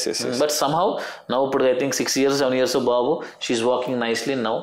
బర్త్డేలు పిలుస్తూ ఉంటారు పాపం, వేరే ఊరు కాబట్టి వెళ్ళలేము కానీ. Great sir. But she is fine now. These are all your blessings. Blessing అంతే. ఇంకా మనకి God has given us a chance to serve them అంతే. I think ఇది మీ కెరీర్ లో ఎమోషనల్ రివార్డ్ అనుకోవచ్చు. చాలా emotional. It is not one time, second 2-3 times. Government setup లో కూడా కొన్నిసార్లు ఎట్లా వచ్చినాయి. ఓకే. గవర్నమెంట్ సెక్టర్లో కొద్దిగా కేర్, పేషెంట్స్ ఎక్కువ ఉండడం వల్ల కొద్దిగా కేర్ తక్కువ ఉంటుంది. But in spite luckily I took special care. So but both are satisfy. అంటే మన ఈ ప్రొఫెషన్లో ఎన్ని కష్టాలు వచ్చినా, ఎంతమంది ఎన్ని అనుకున్నా, ఈ 2 కేసులు చాలు. ఓకే, మన డాక్టర్ అనేది మన జన్మ ధన్యమైంది రా. అయ్యో sir, because you are getting చాలా మీకు బ్లెస్సింగ్ సార్. ఎందుకంటే వాళ్ళు అసలు ఈవెన్ ఇంత ఈ హిప్ బాల్స్ బయటకు వచ్చి కూడా మీరు చేసి పాలు తాగే పాప కూడా, దట్స్ రియలీ వెరీ బ్లెస్డ్. 2 కేసులు చాలు, మన blessed, we are blessed to be doctors. Yes sir. Government పరంగా హెల్త్ కేర్ సిస్టమ్ ఏ విధంగా ఇంప్రూవ్మెంట్ వచ్చిందంటారు sir, especially on this thing? అంటే దిస్ డిఫరెంట్లీ పాత, ఇప్పుడు జనరేషన్ ఆఫ్ డాక్టర్స్ మారారు. సో డెఫినెట్గా ఇదివరకుతో పోలిస్తే I think government doctors are more empathetic. అంటే ఒక పేషెంట్ వచ్చారు, మళ్ళీ మనం చెయ్యాలి, మన రెస్పాన్సిబిలిటీ అనేది I think it has improved over the years. అంటే సార్ చాలా వరకు కూడా when we visit all this government hospitals కానివ్వండి, ఎందుకంటే కార్పొరేట్ యుగం నడుస్తూ ఉంది. నక్కకి నగలో కనుక ఉన్నంత డిఫరెన్స్ ఉంటుంది డెఫినెట్గా. ఎందుకంటే ఇది ఓవర్ బర్డ్ అండి. ఇప్పుడు 1000 bed ఉస్మానియా హాస్పిటల్లో 3000 మంది పేషెంట్లు ఉంటారు. వాళ్ళకున్న రిసోర్సెస్ ఏంటి, మళ్ళీ అందులో ప్రయారిటైజ్ చేసుకోవాలి. సో ఇప్పుడు గవర్నమెంట్ తలుచుకుంటే ఏమైనా చేయగలరు సార్. ఇప్పుడు మీరు అన్నట్టుగా 1+3 అంటే I think this is a complicated issue అని కాదు. But what I was facing and not me, many people, చాలా మంది జనాలు ప్రజలు వెళ్తే కూడా బెడ్స్ దొరకట్లేదు చాలా మంది, లేకపోతే సరైన ఇన్ఫ్రాస్ట్రక్చర్ లేదని, టైంకి డాక్టర్ లేదని. I think luckily they are coming up with a good Osmania hospital now. కానీ government I think always there is a lag or we are behind in that health care. అందుకనే ఐ థింక్ మెడికల్ కాలేజ్ ఎక్కువ అవ్వడం, of course దాని side effects దాని disadvantage వేరే ఉన్నాయి. Medical డాక్టర్లు పెరిగితే రూరల్లో కూడా డాక్టర్స్ ఎక్కువ అవుతారు అనే ఒక ఐడియాతో చేస్తున్నారు. బట్ 70-80% డాక్టర్స్ అర్బన్లోనే ఉన్నారు. అఫ్కోర్స్ అది మనం మాట్లాడుకోవాలనుకుంటే మన జీవితకాలం కూడా సరిపోతుంది దీని గురించి. ఎందుకంటే దాన్ని రిఫార్మింగ్ చేయాలి అంటే it's big thing. Aarogyasri is one of the biggest reform which we can happen for a common people. In spite of that దాని క్వాలిటీ అనేది తగ్గుతా వస్తుంది. గవర్నమెంట్ ఇచ్చేది రిలేటివ్లీ తక్కువ amount. So that's what I'm saying. Government definitely better అయింది quality వైజ్గా, infrastructure వైజ్గా డెఫినెట్గా when compared to last 2 decades ఎక్కడైనా సరే. But still there is lot to improve. And I hope చాలా రిమోట్ ప్లేసెస్ లో రిమోట్ ప్లేసెస్ లో కూడా ఇఫ్ ఎనీ సమ్ ఈ ఆర్థో డాక్టర్స్ అవైలబిలిటీ కానీ, not only ortho many doctors availability కానీ major availability చాలా వరకు తగ్గింది సార్. డెఫినెట్ తగ్గింది. ఇప్పుడు నేను రామకృష్ణ మఠ్ వాలంటీర్ వైజాగ్లో ఉన్నప్పుడు, so I use to go to tribal areas for free service. So the things are happening but still it's not enough. So anyway support in research development అంటే ఇప్పుడు మనకు ఏ విధంగా రీసెర్చ్ అండ్ డెవలప్మెంట్ సపోర్ట్ ఉంది ortho దాని మీద impact? ఇప్పుడు knee replacement వచ్చి 40-50 ఏళ్ళు అయింది. హిప్ రీప్లేస్మెంట్ వచ్చి ఇంకా దానికన్నా ముందు 10 ఏళ్ళ ముందే వచ్చింది. ఇప్పుడు రోబోటిక్స్ అనే ఒక ఐడియా రావడానికి 40 ఏళ్ళు పట్టింది. ఐడియా రావడానికి రోబోటిక్స్ 40 ఏళ్ళు చేసిన తర్వాత ఓహో మనం ఇంకా బెటర్ రిజల్ట్ ఇవ్వలేకపోతున్నాము, ఇది మాన్యువల్గా పాసిబుల్ కాదు, ఒక ఆర్టిఫిషియల్ ఇంటెలిజెన్స్ మనం సపోర్ట్ తీసుకోవాలి అని 2006లో వచ్చిన ఐడియాని మనము ఇప్పటికి ఇండియాలో వచ్చి 4 ఏళ్ళు అయిందంతే. అంటే జనరల్ సర్జరీలో డావిన్సీ అని ఒక రోబోట్ ఉంది, అది వచ్చి మేబీ 10-15 ఏళ్ళు అయింది. బట్ ఆర్థోపెడిక్ రోబోట్ వచ్చి ఇండియా వచ్చి 2020లోనే. ఇప్పుడున్న కార్పొరేట్ సిస్టమ్స్ లో ఎక్కడ ఇది అంతా? ఇప్పుడు సన్షైన్ లో స్ట్రైకర్ మ్యాకో అనే రోబోట్ ఉంది. ఓకే. వెల్లిస్ ఉంది, క్యూవిస్ ఉంది. సో ఈ క్యూవిస్ వెల్లిస్ అని చెప్పి డిఫరెంట్ ఇంటర్నేషనల్ కంపెనీస్ ఉన్నాయి. ఇవన్నీ మార్కెట్లోకి వచ్చి 4-5 years అయినాయి. ఓకే. కానీ ఈ స్ట్రైకర్ కంపెనీ అనేది ఆల్రెడీ మార్కెట్లో వచ్చి 15 ఏళ్ళు దాటింది. అంటే ట్రైడ్ అండ్ టెస్టెడ్ రోబోట్ అది. సో డెఫినెట్లీ అంటే అందులో నాకు ఎక్స్పీరియన్స్ ఉంది and I definitely believe that's one of the better robots. So you can handle. మీరు ఏ విధమైన అంటే యూర్ ఆల్రెడీ ట్రైన్డ్, మీరు నేషనల్ లెవెల్లో ట్రైనర్ కాబట్టి రోబోటిక్స్ దాని మీద, సర్జన్ దాని మీద, ఇప్పుడు వచ్చే కొత్త ఎక్విప్మెంట్ మీద మీకు ఏ విధమైన నమ్మకం ఉంది సార్? అంటే ప్రజలకు మీరు ఎలాగో మీరు అవేర్నెస్ కల్పించే ఇది చేస్తారు. నేను అదే అంటున్నాను కదా, ఇప్పుడు ఉన్న రోబోట్స్లో నా ఫీలింగ్లో అంటే నా పర్సనల్ ఒపీనియన్ కావచ్చు, వేరే వాళ్ళకి ఇన్స్ట్రుమెంట్ లేపడం చూడడం తెలియదు. నా పర్సనల్ ఒపీనియన్ అయితే Mako Stryker is giving best. Best result. ఎందుకంటే మనం అనుకున్నది ఎగ్జిక్యూట్ చేయడంలో they have succeeded in doing that. Sub millimetre level thickness లో కూడా కట్ చేయడంలో అది యాక్యురసీ బాగుంటుంది. సబ్ మిల్లీమీటర్ దాంట్లో కూడా. So it's very good. But as I said, robot ఉండడం వల్ల సర్జన్ బెటర్ అయిపోడు. సర్జన్ మంచి సర్జన్ అవడం వల్ల రోబోట్ బెటర్గా యూజ్ చేసుకోవాలి. దాన్ని మనం ఎలా యూజ్ చేయడం అనేది మెయిన్ ఇంపార్టెంట్. సార్ ఇప్పుడు సిగ్నిఫికెంట్ అడ్వాన్స్మెంట్ సార్, అంటే చాలా వరకు ఎలా కొత్తదనంగా ఇవన్నీ ఎలా ఉన్నాయి సార్ ఈ మన ఆర్థోపెడిక్ సర్జన్ డ్యూరింగ్ కెరీర్లో కానీ, మీకు ఇప్పుడు మీ సోకాల్డ్ ఇన్ ఇయర్స్ ఆఫ్ కెరీర్లో కూడా ఎలా మీరు అడ్వాన్స్మెంట్ చూసారు? 2008లో నేను పీజీ చేసినప్పుడు ఏ ఫ్రాక్చర్ అన్నా మనకి ఏం దొరికితే అది పెట్టి ఫ్రాక్చర్ ఫిక్స్ చేయడం, సిమెంట్ పట్టేయడం, అది హీల్ అవుతుంది. అప్పటికి ఇప్పటికి ప్రతి ఫ్రాక్చర్ అయితే ప్రతి ఎముక్కి స్పెసిఫిక్ ప్లేట్ వచ్చినాయి ఇప్పుడు. అంటే ఆ షేప్కి తగ్గట్టుగా ప్లేటు. సో డెఫినెట్లీ ఆర్మెంటోరియం పెరిగింది ఆ ఆర్థోపెడిక్స్లో, this no doubt about it. International companies they have done very good job. Not only in trauma, spine కావచ్చు, లేకపోతే ఇప్పుడు జాయింట్ ప్రిజర్వేషన్ అని గెటింగ్ ట్రైన్డ్ ఇన్ దట్. నేను మోకాళ్ళ కూడా 4 స్టేజ్లు. ఫస్ట్ 2 స్టేజ్లో మందులు అంటే కార్టిలేజ్ అనేది వెళ్ళిపోతూ ఉంటుంది కదా, ఓ పర్టికులర్ చిన్న అంటే పావలా అంటే చాలా మంది తెలియదేమో, పావలా కాస్ అంత కార్టిలేజ్ డిఫెక్ట్ ఉంటుంది చిన్నది. ఓకే. కానీ మిగతా జాయింట్ అంతా బాగుంటుంది, దానివల్ల ప్రాబ్లం వస్తుంది. ఆ పర్టికులర్ ఏరియాని మనం అడ్రస్ చేయడానికి కూడా కొత్తగా వచ్చినాయి, ఎపిసీలర్ అని చెప్పి కొత్తగా వచ్చింది. అఫ్కోర్స్ కాస్ట్ ఎక్కువ ఉంది, కానీ అది చేసుకుంటే మనము నీ రీప్లేస్మెంట్ మనం పోస్ట్ పోన్ చేయొచ్చు కొన్ని డికేడ్స్. ఎందుకంటే ఇప్పుడు ఆ కార్టిలేజ్ లేకపోవడం వల్ల అది ఇంకా ఎక్కువ ర్యాపిడ్ వల్ల అరిగిపోయి చుట్టుపక్కల కార్టిలేజ్ కూడా డ్యామేజ్ అయిపోతుంది. ఇప్పుడు మనం ఎర్లీగా డయాగ్నోస్ చేసి అది కనుక ఫిల్స్ చేసేస్తే గ్యాప్ని, మిగతా పాటు డ్యామేజ్ అవ్వదు. మనం 10-15 ఏళ్ళు ఎపిసీలర్ అనేది వెరీ న్యూ టెక్నాలజీ, అది వెరీ న్యూ టెక్నాలజీ. డయాగ్నోస్ చేయడం రావాలి, దట్స్ డిఫరెంట్ స్టోరీ. కానీ చెప్తున్నాను సార్, ఆస్పైరింగ్ సర్జన్స్ కి దీంట్లో మీ నుంచి ఒక good advice or something suggestions to the any surgeon or doctor empathy లేకుండా he is not a doctor. Yes absolutely. You should be empathetic, you should be resilient. ఆ strongness, ఆ empathy లేకుండా మనం ముందుకెళ్ళాం. Unless you keep your self in the patient shoes, you are not a doctor. So ultimately ఒక patient వస్తే మీరు ఆ పేషెంట్ని first you need to understand very well. Correct sir. Emotionally also you will be connected. చాలా మంది sir ఇలా అయింది అలా అయింది భయపడుతుంటారు. సో వాళ్ళని మీరు ఎలా మీరు ప్రయారిటైజెస్ మీరు క్యారీ చేస్తారు? అందరూ నా ఫ్యామిలీ వాళ్ళే, వెరీ గుడ్ సార్. అని అనుకుంటే తప్ప you can't give your 100%. Yes sir. మొన్నబా ఎంబీబీఎస్ లాగా నేను డాక్టర్ పేషెంట్ లానే చూస్తానంటే no, that's no how a doctor should be. Okay. Then unless you understand them from their own shoes, you will not be able to treat 100%. Sir ఇప్పుడు ఏ technology ఈ robotics మీద so called ఇందాక ఏదో company పేరు చెప్పారు కదా, striker company, ఎలా advantage ఎలా ఉంది సార్? అడ్వాంటేజ్ ఇప్పుడు నేను చాలా మందికి ఎగ్జాంపుల్ చెప్తా ఉంటాను. దానికి నార్మల్గా డిఫరెన్స్ ఏంటంటే మారుతి 800 కార్ రివర్స్ చేసినప్పుడు వెనకాల చూసుకుంటూ రివర్స్ చేయాలి, లేదా బ్యాక్ మిర్రర్ చూసుకుంటూ రివర్స్ చేయాలి. ఎంత సీనియర్ డ్రైవర్ అయినా దేర్ ఈజ్ 2 to 3% ఛాన్స్ వెళ్ళి ఏదైనా కుదరచ్చు. 100%. నెక్స్ట్ లెవెల్ వస్తే టాన్ టాన్ టాన్ టాన్ సౌండ్ వచ్చే సౌండ్స్ వచ్చాయి, దగ్గర పెద్ద సౌండ్ వస్తుంది. అప్పుడు కూడా there is a chance that ఇప్పుడు వచ్చే దాంట్లో స్క్రీన్ వస్తుంది, బ్లూ గ్రీన్ రెడ్ అలా లైన్స్ ఏమి ఉంటాయి. ఆ రెడ్కి వస్తుంటే ఓకే మన దగ్గరికి వచ్చాం బ్రేక్ వేసేయాలి అనేది. ఈ 3 సిస్టమ్స్లో కంపేర్ చేసుకుంటే మనము యాక్సిడెంట్ చేయకుండా యాక్యురేట్గా పార్క్ చేయగలిగేది 99% పీపుల్ ఈ స్క్రీన్ అయి ఉంటుంది. ఓకే ఓకే ఓకే, అంతే కదా ఎవరైనా. That is the difference between robotic and normal.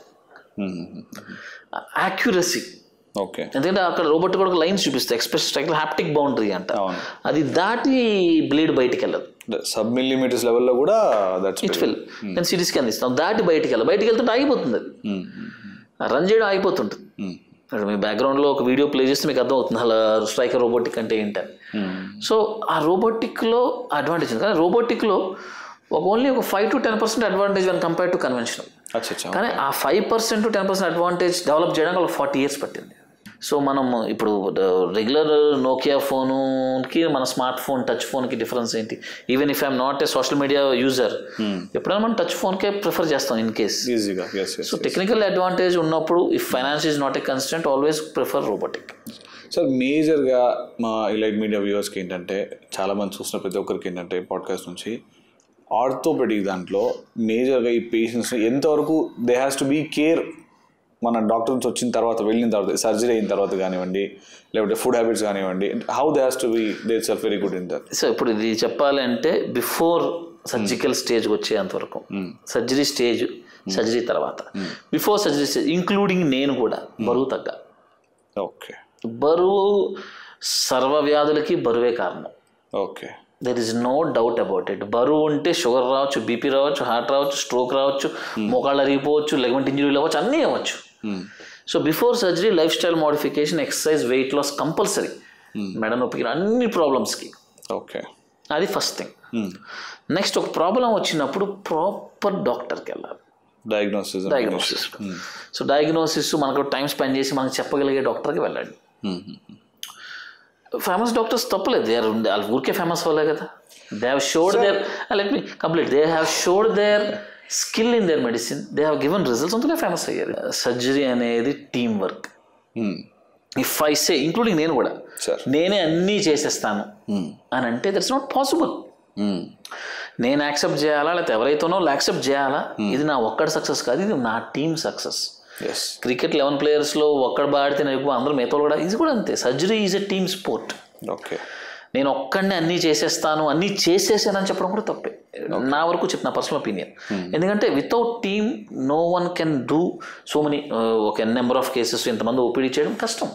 I think most of the famous doctors are doing the same thing. Sir మేజర్గా ఇప్పుడు కొన్ని మీరు ఏం చెప్తారు సార్? ఇప్పుడు అంటే ఈ ఆర్థోపెడిక్ దాంట్లో మెయిన్గా చాలా వరకు పేషెంట్స్ అండి ఇప్పుడు ఈ మన రీహాబ్గా ఉంటారు, చాలా ఉంటారు కదా, వీళ్ళకి కోలుకోవడానికి ఎన్నో టైం పట్టొచ్చు.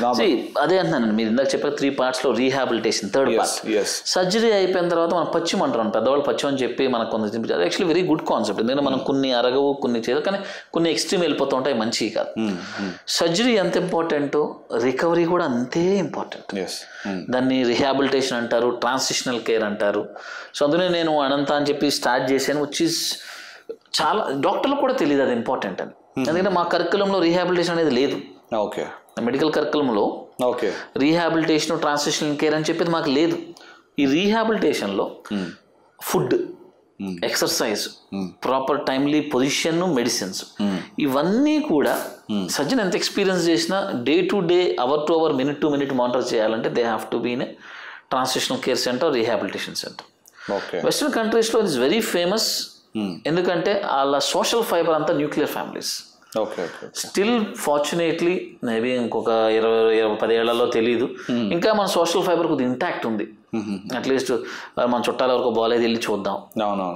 మన వెస్టర్న్ కంట్రీస్లో చుట్టాలు బాగోతే సండే చూద్దాం, ఇప్పుడు కంగారు ఏంటాడు మండే బాగోపోయినా సండేనే చూద్దాం. మనకి ఆ సోషల్ ఫైబర్ ఇంకా కొద్దిగా బెటర్గా ఉంది కాబట్టి దీని ఇంపార్టెన్స్ తెలియట్లే మనకి. But recovery is very very important. And అనంత అలాంటి rehab transitional gives best care. So all years surgery చేసుకున్నారు, వెళ్ళిపోయి ఇంట్లో రెస్ట్ తీసుకుంటున్నారు కదండి, డాక్టర్ దగ్గర సలహా తీసుకొని రీహాబ్లో ఉండి మీరు క్లియర్గా సార్ట్అవుట్ అయ్యేంత వరకు you have to be in the doctors care. సరే, ఇంకోటి let me come to conclude. What are the major food habits? Food habits అదేనండి. ఇప్పుడు ఆఫ్టర్ సర్జరీ అదే మనకి రికవర్ అవ్వడానికి ప్రోటీన్ ఫుడ్ చాలా అవసరం. ఓకే, అది వెజిటేరియన్ కావచ్చు, నాన్ వెజిటేరియన్ కావచ్చు, ప్రోటీన్ ఫుడ్ చాలా అవసరం. కానీ ఈ ప్రోటీన్ ఫుడ్ అనేది ఏ ఫుడ్స్లో అవైలబుల్ అవుతుంది అది ఇంపార్టెంట్. వాళ్ళు చాలామంది పప్పు పెట్టరు, అమ్మో సర్జరీ అయింది వాడికి పసు వస్తుందని పప్పు పెట్టరు. పప్పు is major protein, easily digestible vegetarian protein. చాలా మంది పప్పు తినద్దు, పసు వస్తుంది, పసు అంటే చీము వస్తుంది అంటారు కదా, అది ఎంతవరకు కరెక్ట్? సైంటిఫిక్గా పప్పు తినాలి. ఓకే, నేను చాలా మంది చెప్తా ఉంటాను, సైంటిఫిక్గా మీరు అన్నీ తినచ్చు. ఓకే, మీరు తింటే భయపడతారు అనుకుంటే మానేస్తే ప్రశాంతంగా పడుకుంటారేమో. కానీ then why does this pus comes? Pus అనేది ఇట్స్ రియాక్షన్.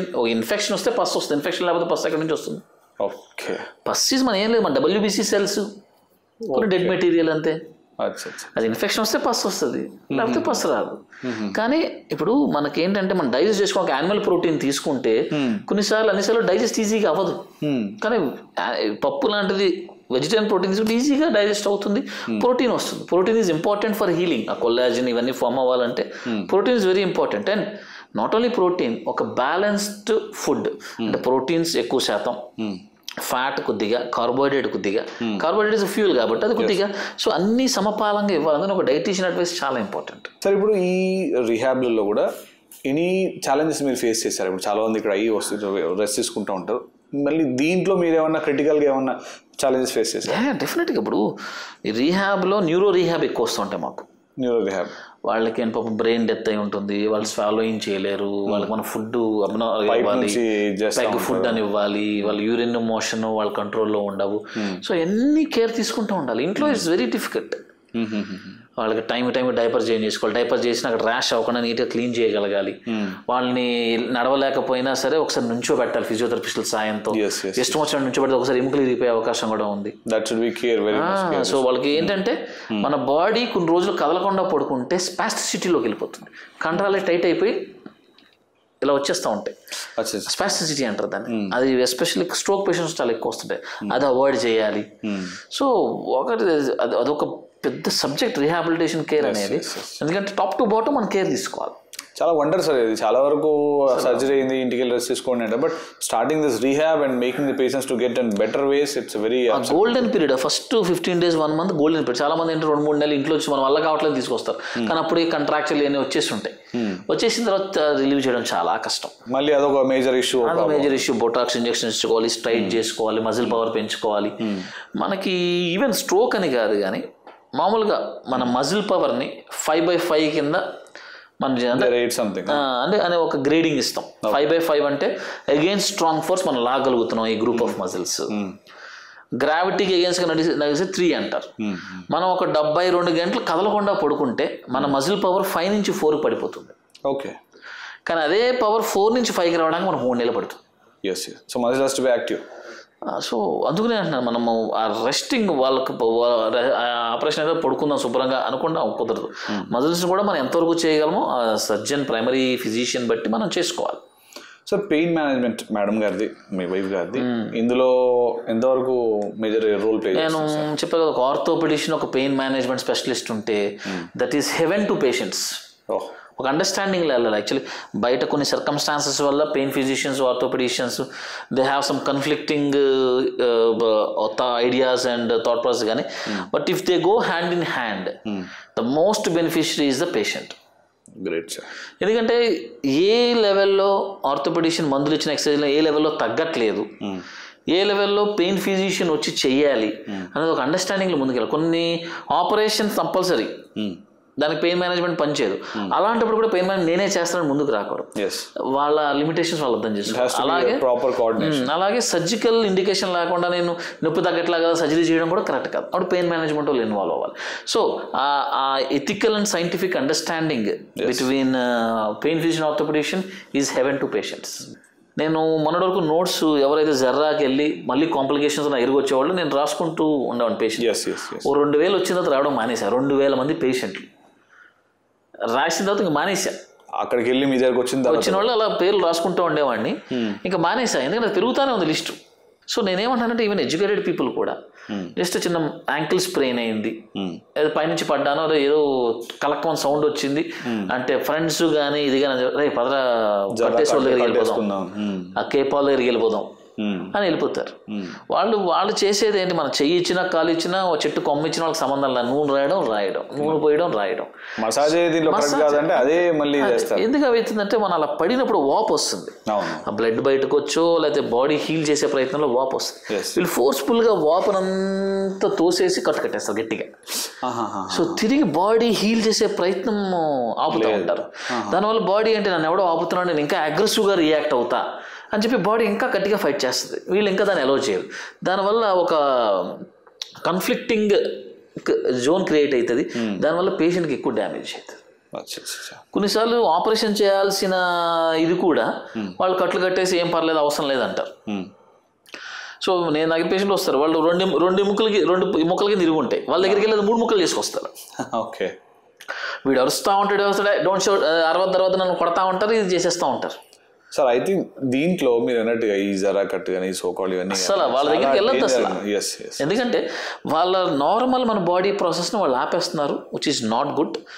జర్రాకి లేకపోతే నాటుకట్లు కట్టే వాళ్ళకి ఎవరిని పంపించచ్చు అంటే మీ శత్రువులు కానీ మీరంటే ఇష్టమైన వాళ్ళు ఇష్టం లేని వాళ్ళు కానీ పంపించండి. మీరు డైరెక్ట్గా ఏం చేయలేకపోయినా వాళ్ళు చూసుకుంటారు. సార్ అలానే కాదు sir, just joking, serious statement. ఎందుకంటే అక్కడికి వెళ్ళిన వాడు బాగుంటే వాడు గ్రహాలు బాగున్నాయి కాబట్టి బాగున్నాడే తప్ప అది వాడు చేయడం వల్ల బాగుండేవాడు అయితే ఎవడు లేడు. ఇదే సార్ మా ప్రజలందరూ తెలియాల్సింది ఏంటంటే సార్, చాలా మందికి మీరందరూ నోట్ చేసుకోండి, వ్యూవర్స్ అందరికి చాలా మందికి తెలియదు సార్. తెలియదు ఏ డాక్టర్ దగ్గరికి వెళ్ళాలి, ఎలా కన్సల్ట్ అవ్వాలి, ఎక్కడ కన్సల్ట్ అవ్వాలి. అండ్ అందులో మీరు with this orthopedic and rehab, so కరెక్ట్గా మీరు జడ్జ్ చేసుకుంటే మటుకు I think my person choice doctor Kishore Karmuri గారు ఈజ్ సీనియర్ డాక్టర్ కూడా ఆయన. So please do visit Kishore sir. ఒక డాక్టర్ అవసరం, లాయర్ అవసరం రాకుండా ఉండాలని మనస్ఫూర్తిగా కోరుకునే వ్యక్తులు అయ్యో నేను, ఎందుకంటే చాలా వరకు దే ఆర్ ఫేసింగ్. మనం టైం ఇవ్వాలి, కానీ అవసరం ఉంటే డెఫినెట్ గా రండి. ఆఫ్ కోర్స్ ఎవరు అవసరం తెచ్చుకుని రారు, కానీ in spite of that I'm just telling. కానీ ఇంకొకటి కూడా చెప్తున్నాను సార్, మోకాల ఆపరేషన్, తొంట ఆపరేషన్ చాలా మంది వస్తారు, బాబు ఇంత ఖర్చు అయ్యిద్దంటే సార్ నాకు ఎంతలో చేసి పెడతారని బేరమాడుతూ ఉంటారు. నేను అంటే ఇది బిజినెస్ కాదు. ఫస్ట్ ఆఫ్ ఆల్ బేరమాట ఓకే, ఇంతవరకు కొంత కార్పొరేట్ లెవెల్గా సెమీ కార్పొరేట్ కొంతవరకు మనం తగ్గించగలుగుతాం. సార్ ఆయన ఎవరో 1,00,000లో చేస్తా అన్నారు సార్ అంటారు. ఒక మోకాల ఆపరేషన్ అనేది మన జీవితాంతం మనతో ఉండాల్సిన పరికరం, లేకపోతే ఒక ఇన్స్ట్రుమెంట్, ఆర్టిఫిషియల్ థింగ్. అది మామూలుగా అందరూ 3.5 లక్షలు లేకపోతే 2.5 లక్షలు చెప్తున్నాయని ఒక ఆయన 1,00,000లో చేస్తానని చెప్తాడు. సో ఫస్ట్ ఆఫ్ ఆల్ నేను మోకాల ఆపరేషన్ కానీ తొంటి మార్పిడి కానీ చేసి 3 విషయాలు ఆలోచించాలి. లోపలేసే ఇంప్లాంట్ ఏంటి, అది మంచి ఇంప్లాంటా కాదా. రెండోది చేసే సర్జన్ అడిక్వేట్ ఎక్స్పీరియన్స్ ఉందా లేదా. మూడోది చేసే ఆపరేషన్ థియేటర్. ఈ 3 కాంప్రమైజ్ ఉన్నప్పుడు 1,00,000 రూపాయలు నేను 20,000లో కూడా చేసి పెడతా. Absolutely sir. ఖర్చు అంతా వాటికి కావాలి. కానీ మనం అర్థం చేసుకోవాల్సిందంటే ఇది మనం వేసుకొని జీవితాంతం మనం నడవాలి. సో నేనేమి ఎక్కువ డబ్బులు ఉంటే క్వాలిటీ ఎక్కువ ఉందని నేను అనట్లేదు, కానీ మరీ తక్కువ కూడా ఉంటే క్వాలిటీ అయితే డిఫరెంట్గా ఉండదని చెప్తున్నాను. పబ్లిక్ కూడా ఒక సార్ట్ ఆఫ్ ఎలా అయిపోయిందంటే సార్, ₹1,00,000 చేస్తా అంటే ఆ డాక్టర్ ఏం చేస్తాడు, 4 లక్షలు చేసి ఈ డాక్టర్ బాగా చేస్తాడు, ఆ విధంగా ఒక పీపుల్కి అంతా ఫీడ్ చేసేస్తారు. Finance is not equal to quality. ఎప్పుడన్నా మరీ ఎక్కువ గల మరీ తక్కువ గలకండి, కానీ ఆలోచించి ఈ 3 విషయాలు ఆలోచించి మాత్రం ముందుకెళ్ళండి. ఏం ఇంప్లాంట్ చేస్తాను అందరూ అడగండి. Okay. A type of operation థియేటర్లో చేస్తున్నారు అడగండి. ఓకే. మీకు ఎన్నేళ్ళ ఎక్స్పీరియన్స్ ఉందో అడగండి. ఓకే. మీరు ఏ కాలేజ్లో చదువుకున్నారో అడగండి. ఇవన్నీ కొలమానాలు మీరు తీసుకోవాల్సింది తప్పకుండా. Thank you so much for your time sir. Thanks for giving